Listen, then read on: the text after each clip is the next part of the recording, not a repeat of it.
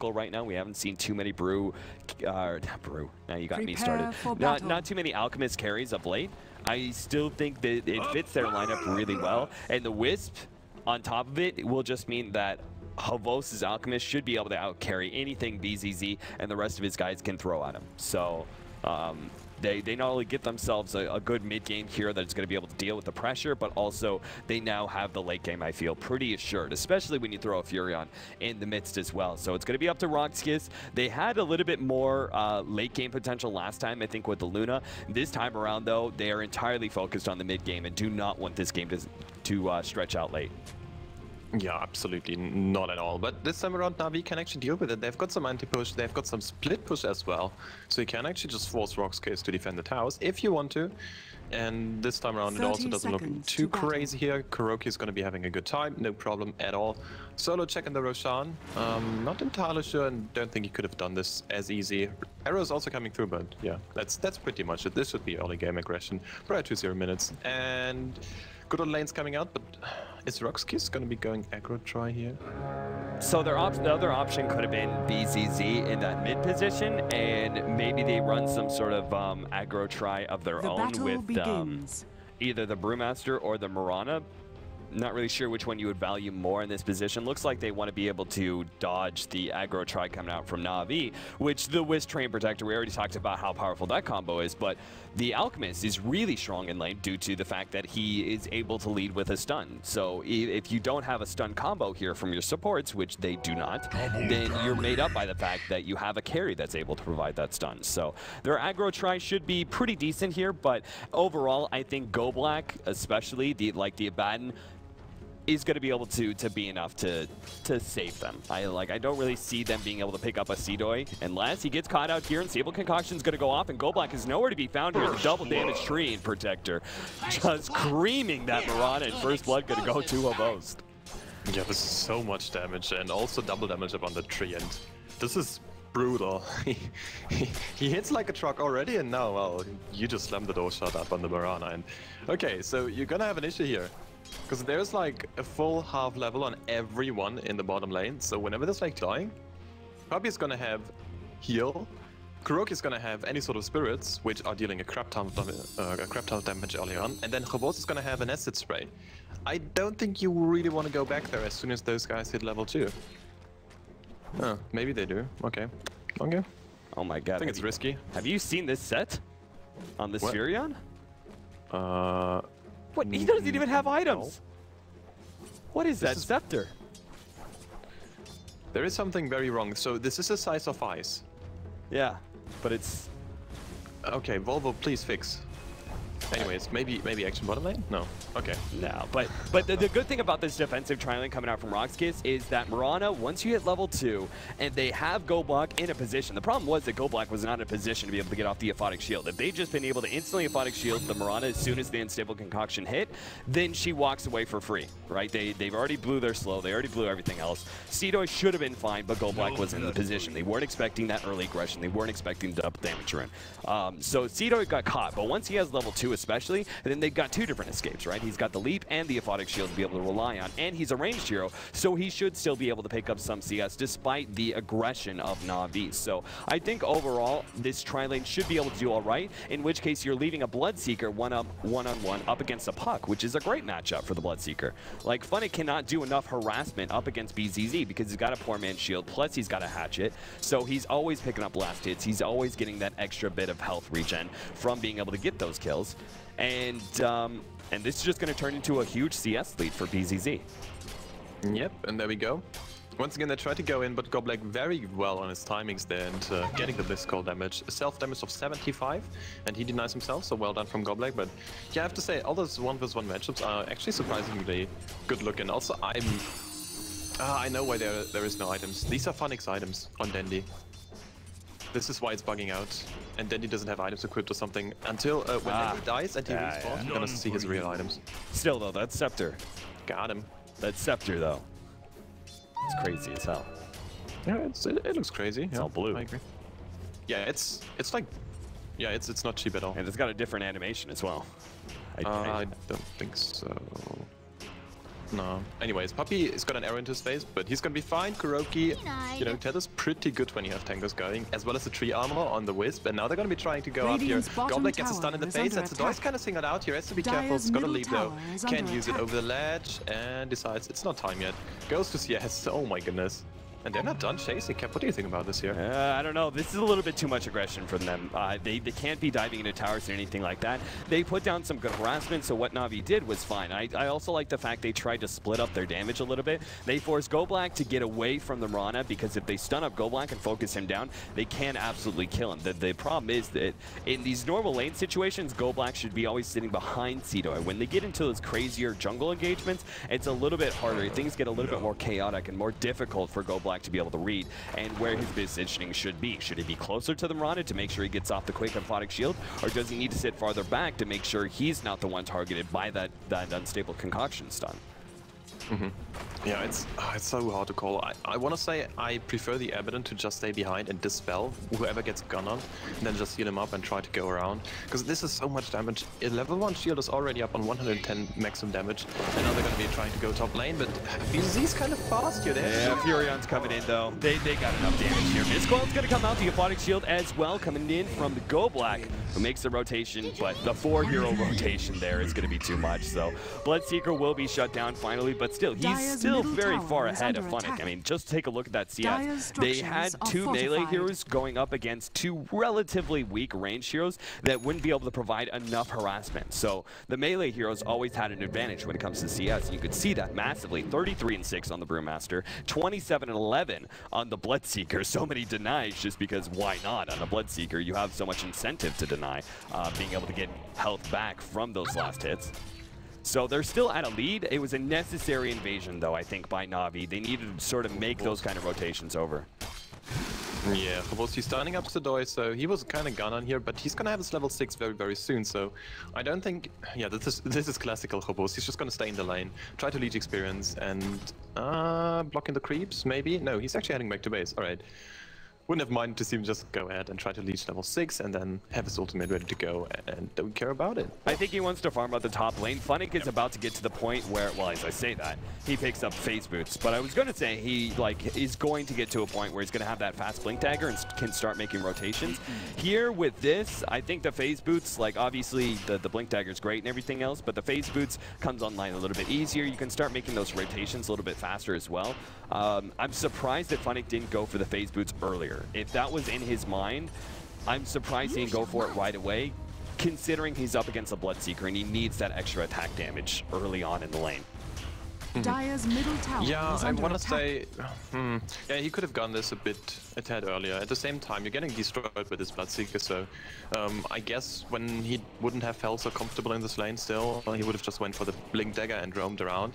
At the same time, you're going to be giving a Bloodseeker a bit of free farm here, and he's also not that scary because he's got Bloodbath on level 3. Let's see if he can survive this here. This could be huge. Funnick does have an ultimate. Let's go. He should be gunned. GoBlack is going to wait for the Aphotic Shield. Takes away the Lisi. Now he's actually going to turn onto Puppey. If he gets the kill, he's going to be fine. He heals up a little bit. Now moves on for more. Funnick is already low. The orb comes down. BZZ has to play a little careful. Heal gets another Mizqual. Now pursues onto Funnick. Gets those right clicks in. Funnick still trying to get away. The silence may be able to finish him off. Yol goes down on the side. And the Disruptor does get the kill on the puck. BZZ barely walks away from Dendi with just 40 health. Yeah, this is so damn close. Fortunate Dendi TP'd and he can't really find something here. He did get 1 kill, I think. Yeah, he did. Alright, so that's a nicely done, I want to say, gank here. At the same time, this is an Aegis Prophet who is getting his tower pushed in, and the mid-tier 1 is so crucial for the die, and oh, maybe they're gonna be finding here BZZ? No. Wow. He's playing very aggressive though. Yeah, he's sticking around with just the tangos because he assumes like he gets 1 last hit and he gets back a bit of health. And then he can feel better about going forward again and getting another last hit. But he doesn't realize that Funnick is making the rotation back to this top lane. BZZ just isn't really not expecting so many rotations to the top lane. He figures eventually they're going to try and go, like, put some heroes bottom, put some heroes in this mid lane that's taking a lot of tier 1 damage. But they don't have to. They can afford to lift this tier 1 tower, take some damage here and there, because they have the living armor to be able to fall back on. Uh-oh, Sedoy's got his blink and he's got an Invis rune, but there's a ward up here scouting everything of Solos as well as Yol's movement out, and Yol doesn't have his level 6 yet, so he's not just as scary. And RoX is level 7. So this guy, this is one of the strengths of RoX.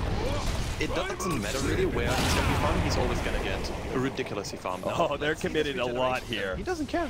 Yeah, Havosti popped his ultimate expecting, he was like, oh, I'll be fine, I can deal with the Brewmaster ultimate, but when BZZ comes in as well, RoX.KIS give Na'Vi a little taste of their own medicine. Like, you're not expecting so many cores early on in the lane. He was expecting, like, Havosti was expecting a Bloodseeker, or not a Bloodseeker, a Brewmaster to run at him, hit a clap, hit an ultimate. He knew he could survive through that. He wasn't expecting the Bloodseeker to be making that kind of rotation, but hey, if BZZ's been shut out of the top lane, might as well return the favor to the to the Alchemist in the mid lane. Radiant's top tower yeah, is but once again, Dendi's doing some absolutely excellent play here up on his Nature's Prophet so far, and he's trying to push down the tower. And with Phase Boots up onto Phonic, you do have the physical DPS, as well as, of course, Phase Boots up on the Nature's Prophet, in order to bring it down, and Phonic picks this one up. They all just get the hell out of there. There's so many rotations going on, and there is some recipe. The Hand of Midas for Dendi. Alright, so Dendi's going to be having a good time here. Mid Nature's Prophet, face Midas.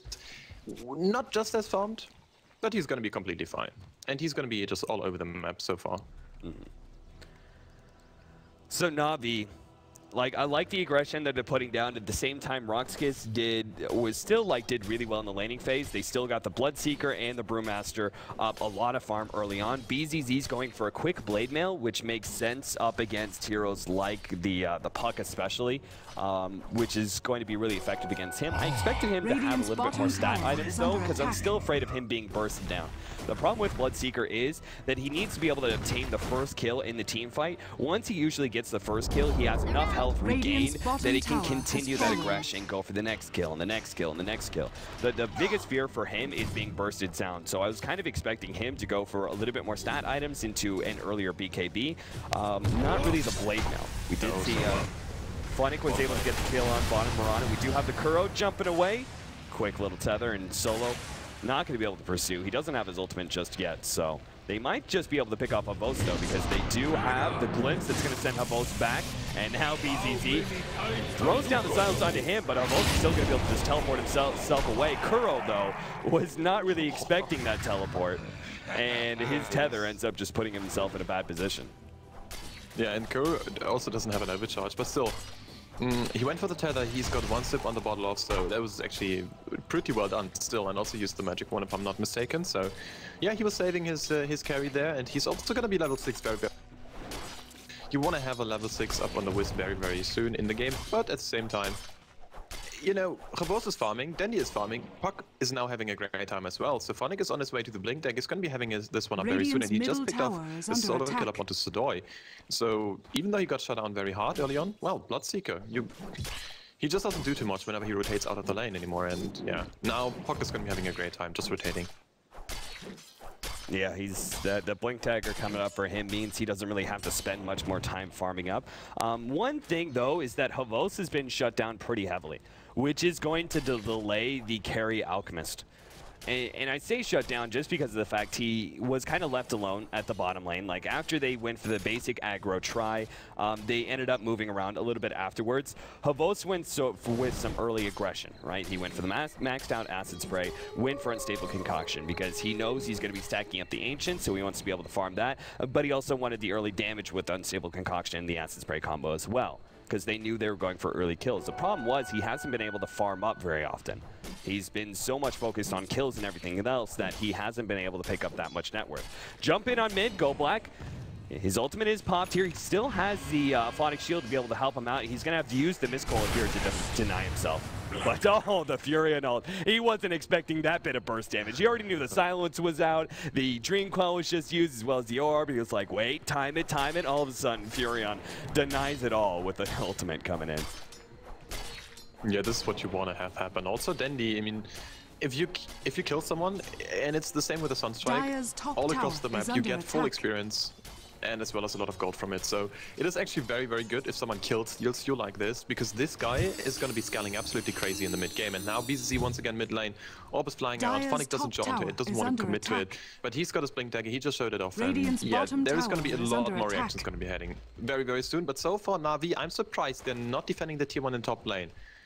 I feel like they could maybe, I mean, not now anymore, but Yeah, I'm surprised they aren't too, but I think it comes down to the fact that Hobos doesn't want to take that fight. Because he's farming up the Ancient stack. He wants to do that with the Acid Spray. He got at least one level of Greevil's Greed finally, so I think that's what he was waiting for, to farm it up. Because obviously even just one level of Greevil's Greed gives you so much extra farm. So he thought it was important to be able to get that. He's now farming it up, getting up his levels. He's going to finish off a Shadow Blade, which is also what... well, it should be a Shadow Blade. I don't really foresee Battle Fury as the item choice here for Hobos. I think he's going to go full man mode here and go for double Shadow Blade, and they're just going to look for a lot of pickoffs and kills. Yeah, speaking of pickoffs, Sidoi is just roaming to this enemy jungle, and they're going to be finding Puppey here. Does he have an invis? No, he doesn't. They have the Moonlight Shadows. Where's the arrow? Is going to clip. Yeah, easy kill. Alright. But, you know, if you lose a tree and it's alright. It's not the biggest of deal. Moonlight Shadows is a long duration. I don't know. Solo does have his ultimate. I think they're going to look at that opportunity and go, the Train Protector's down. He's not going to be in position to defend, and it also means those first couple of seconds when we start pushing down this middle tier 2, there's going to be no living armor. Unfortunately, the death timers are really low, so already the Train Protector's back up. But he's still going to have to teleport out and get in position here. They don't have to push down the tower, but they can force Na'Vi to rotate in which case they can back up, go farm up their own jungle, do all those sort of other things. But Funnick is actually going to be silenced up here. Brewmaster pops his ultimate, now focusing down. Funnick will be able to pop him real quickly. Phase Shift only dodges for just a second. BZZ kept alive by the Plutonic Shield. Now he's going to turn on the Puppey. He can get the kill on Puppey. He's going to be fine. BZZ still running himself away. Turns, fights a little bit, gets another Plutonic Shield, and doesn't get the kill for it, but he does get the regen anyway. Yo's going to die on the side as both Hobos and the Furion were able to focus him down, but RoX.KIS still winning the fight. And I say 3 kills, but they might just find a 4th here. Dendi doesn't have a teleport for another 2 seconds. Shadow Blade up in the mana cost. He tries to deny himself the Ancients. That's his only hope. Dendi teleport, but gets silenced. BZZ was in position. Radiant's bottom tower is was under not attack. sure if he really wanted to go for the teleport or the Ancients. He decided to go for both. Alright, interesting. But you can't run against the Bloodseeker, it just doesn't work, and he was kind of low anyway, so yeah. Alright, RoX.KIS, they win the fight. I was scared for them for just a second because Sidoi was like up here when the fight was kind of starting. But still, you know, it's a Mirana, you just leap, you're so fast anyways, and of course Sidoi, he went for the face. So he's speedy. And yeah, Na'Vi just having not so much of a great fight.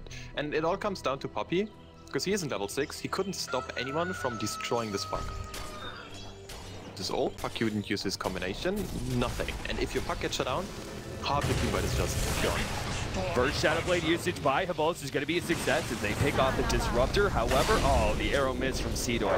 Maybe if they'd been able to land that, we do have the Wiz coming in on the side. They're going to try and pick off BZZ. Pops a Blade Mail, but he's not going to be able to output enough damage. Actually, the Phonic Shield, he's staying alive here. Phonic's trying to commit to the kill. They still aren't getting it just yet. BZZ still kept alive. The Phonic Shield doing so much work for him.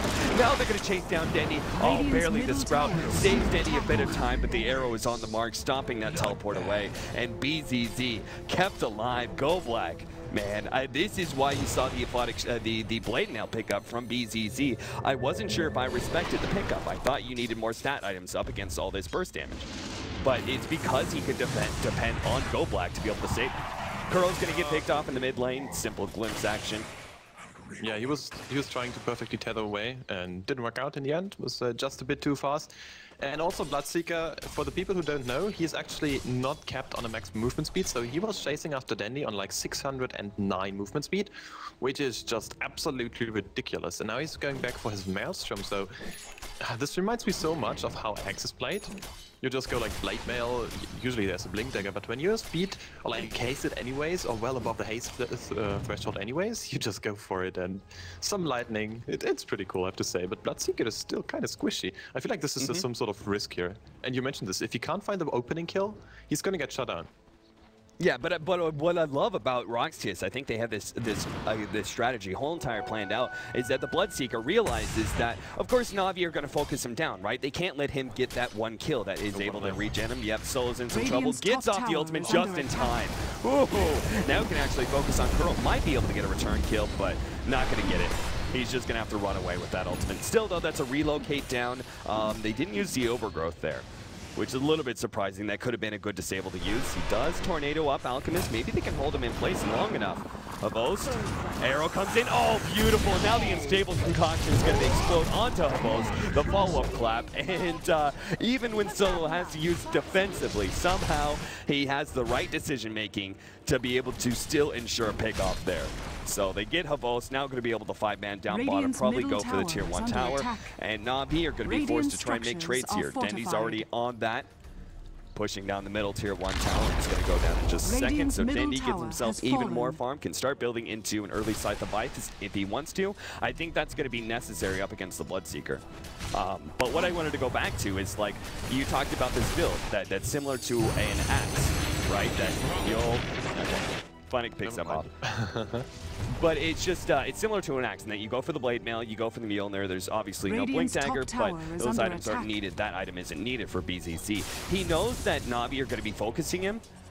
And normally, most Bloodseekers would be going for, you know, maybe a drums or some sort of stat item like that, build into an earlier BKB, because the biggest fear is you being popped early on. But they know Na'Vi's going to focus him down, and they're going to use that to their advantage by going for Blade Mail, which is decent stats overall for Bloodseeker. It helps him out a little bit here, but also reflects a lot of that damage because he knows he's going to be targeted. And then it's going to turn that into a Mjolnir, which is a good damage item, but also is really useful when you're being targeted like that. Go Black is going to be there keeping him alive. Roshan, the Go Black's going for it here. He's right up into the face.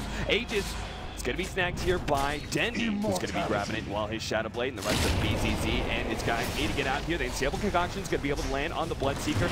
It's kept blind though. Solo gets a 4-man club, pops the ultimate. Oh, Puck barely able to get away on the side. Looks like Miran's trying to focus him down, but doesn't get it. As Dendi has just way too much damage. The Brewmaster ultimate is able to kill 2 or 3 heroes. Puppy barely able to get away. No, Go Black got it with the miscoil there. And now Dendi's going to fall in the side as they reveal him with the dust. There goes that Aegis.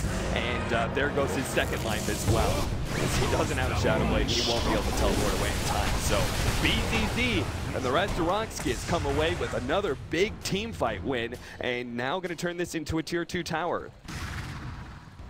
I'm very surprised how this fight went. When this fight started, there was Solo. He was pretty much here, like just outside of his tier 2 mid. And also I think Sidoi wasn't there as well. Now Solo trying to go for Funnick. Funnick, please. Oh, you can leave. Maybe? He should be fine. Phase shift and the blink away. No, he gets hit before that. Now the silence goes off. Disruptor pops his ultimate, holding Havost in place. The Shadow Blade is gone down. Solo slows him up a little bit with the clock. On the side, they do kill the Wisp. Havost now going for God Black is going to try for this kill. Unstable Concoction, but at the Aphotic Shield, he's going to get away. The Kinetic Shield's going to hold Havost in once again, and Havost is going to get popped. Dendi trying to lay down the right clicks where he can, but it's just not enough. He's going to be chased down by BZZ, who sees him exactly where he's at. Gets that kill. Now back to the tier 2 once again. Na'Vi losing fight after fight after fight. I gotta say, RoX.KIS, I wasn't too sure about this Bloodseeker pickup, but Go Black, he's the mad drafter, man. He knows exactly. He has really well put together strats, and this is one of them. Running the Abaddon with the Bloodseeker, I think, was a beautiful amount of synergy, and once he has the Mjolnir, it's going to get that much better. You know what's crazy? The gold graph. Because Na'Vi is not getting crushed too much in gold, which is absolutely crazy. I have no idea how this is actually happening. They're always farming so much better than RoX.KIS. Even though they're losing fight after fight like this, they did get Roshan, which was helpful, obviously. But the stacking of Ancients, the Alchemist, obviously being able to have that constant gold advantage, even if he didn't level up Revel's Greed early on, he still has it now. So he's gaining a big gold advantage through that. So Na'Vi are always farming much better than RoX.KIS, but RoX.KIS, that's not really their forte here with this lineup. Their forte is trying to force those fights. They should be massively ahead in experience, but I'm not too surprised that Na'Vi are still in this in gold graph. Yeah, the thing is, RoX.KIS have to keep up this aggression. So far, they're doing an absolutely excellent job, and also Solo is heading back for a casual cloak, so even a bit more, like every little bit of this stuff helps. He doesn't want to get killed before he can use his ultimate, and it's a negative scepter roll, so you just don't want to get crushed. Oh, Solo, he's trying to go for Funnick for this year. He does have a Yule Scepter, though, and a phase shift after this, so he should be able to dodge enough. Actually, this is the Disruptor. He's not in range. Funnick is going to turn around, throw it out, coil, but there's no teleports in, meaning there's going to be no aggression off of that coil. The rest of Na'Vi are just trying to farm. They're staying away from these team fights. Solo is like Solar's playing this out so crazy. I don't know. Just diving in off their budget time and time again because they know they can bully Na'Vi out. He's got all of his backup necessary, so it's not like he's going to be punished by teleports coming in. They know Na'Vi's going to go for a split push. It's why Dendi's playing this dangerous prophet in the mid, because Na'Vi have to focus on split push in order to draw this game out, get that Alchemist to the carry position so they can start winning these team fights. The problem is RoX.KIS are at their peak of their strength right now. The next 5 to 10 minutes is really when RoX.KIS control the game rather heavily. Alright, so what do you think about Mantasol picked up by Sudoi? You know, I would almost say that this is one of those games where I'd like to see maybe an early Desolator, BKB Desolator. Maybe. Instead he goes for the more standard Manta. I'm a little bit concerned that they're not going to be able to push down these towers fast enough, and that's why I would suggest Deso. It's a rare item to see in the Mirana. You don't get it very often, and it leaves her super squishy, which would be a problem going up against Dendi, who, well, he's actually going to go for a BKB next. Oh, the dust revealed him. Yeah, they're going to hold him in with the kinetic field, and Dendi can't teleport away or anything. He attempts to, but he knew he was just going to be glimpsed. Yeah, exactly. It's so hard to pull off. And also there would have been a static storm ready to go if... I mean, it's Solo. Oh, beautiful. Arrow actually landed on Havo's. He still got the stun onto Solo, but a big Starstorm will be able to eliminate the Wiz instantly out of the team fight as BZZ blows his ultimate. Now going to be able to clean up Puppy, and they just surround poor Havos, who's going to get cleaned up as well. Good use of the silence there, making sure the Chemical Rage didn't go out after he was done being stunned. And now RoX.KIS, well, they've got a double damage. They still have the Brewmaster ultimate. Why not make use of it and start focusing down this tier 3 tower? Oh, wow. RoX.KIS, I mean. Alright, well, fact of the matter is, you don't need a Desolator when there's no one up on the side of Na'Vi to defend, right? Oh, yeah, speaking of, Puck. Funnick is trying really hard. Glimpse back now. Possible static storm, not even necessary. They got the silence on Puck. Man. RoX.KIS just destroying beyond godlike now on BzzIsPerfect Bloodseeker, who, sure enough, he's going to build into a heart, make sure that he's kind of unkillable. Just because you can depend on Goldblack to be able to heal him in Aphotic Shield and make sure he doesn't get popped doesn't mean you should never go for any sort of health items whatsoever. So he's going to build into a heart next. I think that's a smart idea. And after that, well, RoX.KIS, they could just 5-man again, 5-man down through the bottom lane, control the map a little bit, wait for the next Roshan. They have so many different options here for RoX.KIS because they still have some growth, right? Like the Mirana is not a bad carry. The Bloodseeker can certainly build into a lot more items. He's actually really scary with the Blood Rage that has been buffed up in the past time and time again. It seems like every little patch you have a small buff to Blood Rage. And now Bloodseeker getting to a point where you can't, it's not dispelled by magic immunity, which is good for him and good being used up against enemies. It's got more damage than it used to. It's all around a much better ability. It's going to make him quite the danger when it comes to this right-click damage. They may not actually, I was concerned about their physical damage, but now they think about Blood Rage. It's actually quite fine. They don't need a Desolator. Yeah, so what's just trying to get out? Oh, do they have a gem? Oh, they can see him now. The Bloodseeker's got the scent and gonna be able to track him down. Havos falls. Oh, man. Unstable concoction, sunning them both of them up for a second. And Dendi now doing the only thing he can, pulling an Ohio over here, trying to stop the creep wave. But a couple of creeps got through, and that's all RoX.KIS really needs. Just a couple of creeps, and that'll allow them to go uphill without backdoor protection. Yeah, and there's no Dendi ultimate up for another 60 seconds, so even though he's trying and he's doing a good job so far, there is... this is just so hard, man. Right, so Solo, this Abaddon pick is just working wonders here. They didn't lose the lanes just as hard as they should have been just because of the Abaddon pick, and yeah, let's see if Na'Vi can defend this, because I have no idea how. Funnick gonna do another typical maneuver, tries to get as much damage on RoX.KIS early on, loosen him up a little bit for the rest of the team to come defend. They're just not in a position to, not without Havos. That may mean the melee ranks goes down before they even force the fight. Arrow's going to come through, good use of the dodge with the phase shift going out. We do have Kuro who's going to be cleaned up soon. He's got the nails from BZZ, pops the blade mail and the static charge onto him, and he's going to be able to reflect a lot of the damage, but Na'Vi are just on full-on retreat, trying to get back to the fountain. Havos is the only hero who can actually deal with some of this damage, but they can't lay down anybody. Goldblack can keep alive the squishier heroes, and the tanks are just impossible to kill. So GG is called by Puppy, and RoX.KIS taking down Na'Vi in style here, 2-0. Crazy. The thing is, I mean, Sometimes Na'Vi practice, then they look pretty good. Sometimes they don't, and they still look extremely good. But this time around, you know, just didn't look so well. All this EU hub